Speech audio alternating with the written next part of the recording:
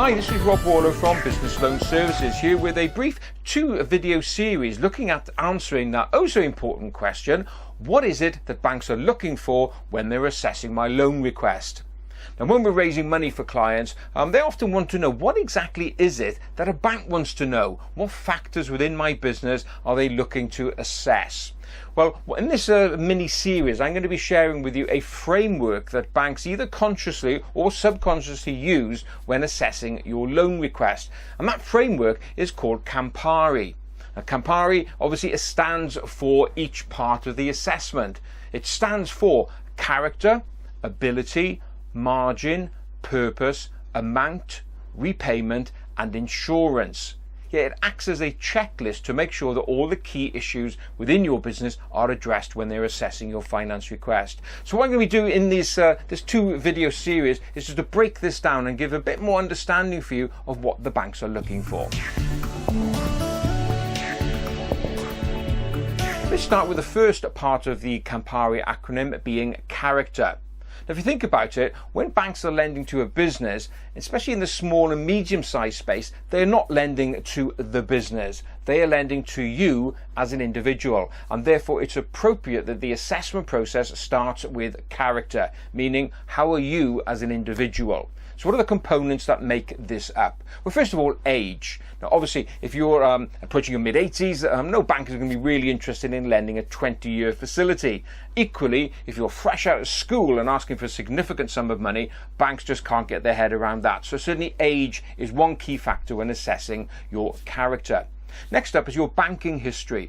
The banks will want to see 3 to 6 months bank statements. Why? Well, not only by looking at the bank statements does it give them a good idea of where your money's going and where it's coming from, it's also a good indicator of your character. So for example, if the bank is always returning items unpaid or bouncing your payments because there's no money there, that's a reflection on your character, obviously a bad reflection. Next up, your credit report. Now, your credit report is information gathered by external bodies on your loans and all your credit agreements, and importantly, whether you've been keeping them up to date. Every individual has a credit score, and also limited companies as well will have credit information. Now, clearly, when a bank is looking to lend money to you, they need to make sure that your credit report is as clean as it can be. So the key message here is make sure your credit report is kept clean and up to date. What about your honesty and integrity? Well, that's a really difficult one to assess, and that's really down to gut feeling and knowing your background and your experience.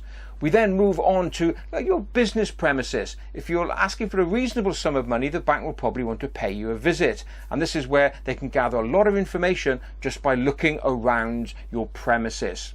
And lastly, your business and personal assets. Clearly, it's a good sign of your strength of character if you have accumulated assets, and that can all go to painting a healthy picture of what your character is like.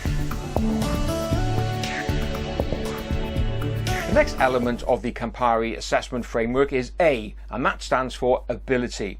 Now here, as the name suggests, the bank is looking at your ability to successfully run your business. So what are they looking for here? Well, have you got qualifications which are applicable to the sector or the field that you're operating in?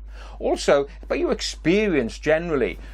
Startups are really difficult for banks to get their heads around because the lack of experience just isn't there. Also, there are sectors that banks hate and sectors that banks like. Now, the sectors they don't like, for example, are pubs, hotels and retail. And this is where ability/experience comes in. They don't like your particular sector. If you've got a lot of experience in it, well, that does help. But it's also not about your ability, it's about the ability of your staff. So when you're putting your business plan together, make sure that you are highlighting all the experience and qualifications and skill set that your staff have in order to help make your business successful.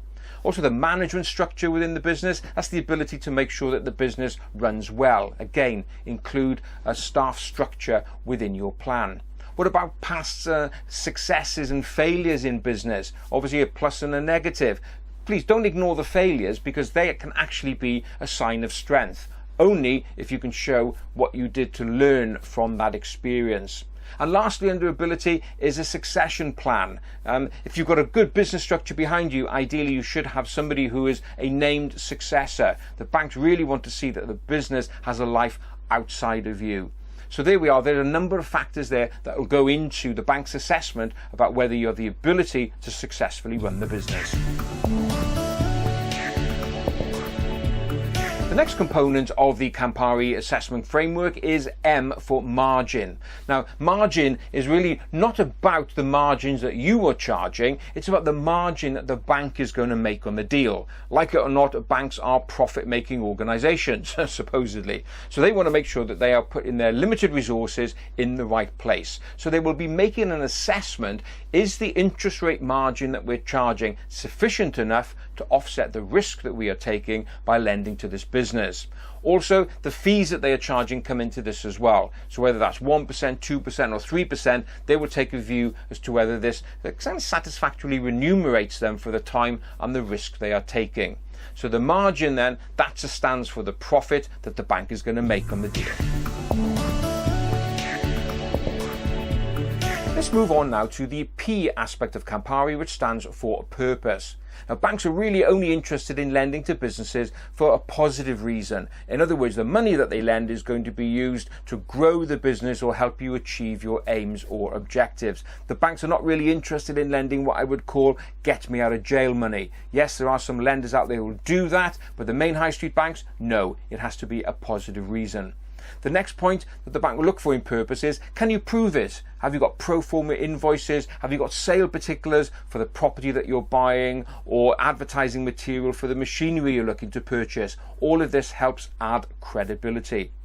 Next point, from the bank's perspective, is your business legal? Yeah, you can imagine the bank are not really interested into lending to businesses which are into illegal or illicit activities. And one key point here also is the sector. And when it comes to assessing purpose, as I mentioned previously, there are some sectors that banks like and some sectors that banks don't like. So pubs and hotels, for example, are not really favoured amongst many lenders, but there are other lenders out there who will. So it's a case of making sure you're picking the right bank who has the appetite for the right sector. So there we are, the purpose and the overview of the business. Is it right?